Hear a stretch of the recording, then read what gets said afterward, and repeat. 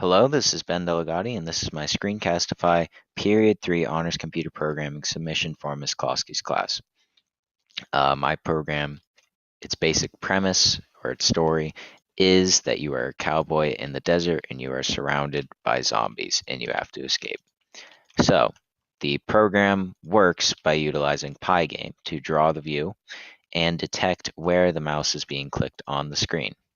So, the clicks determine where the bullets will go, so you can shoot in all these different directions. These zombies have their own AI, utilizing hypotenuses of triangles to find out where the player is. See, one just got me there.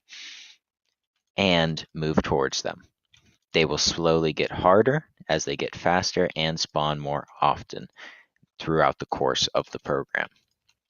The goal is to get the round as high as possible. So last time I got a high score of 11, which is pretty high. The intended variable for most people is a maximum of maybe 20 rounds. Then it just starts getting very, very hard. This concludes my final Screencastify submission. Hope you like the program.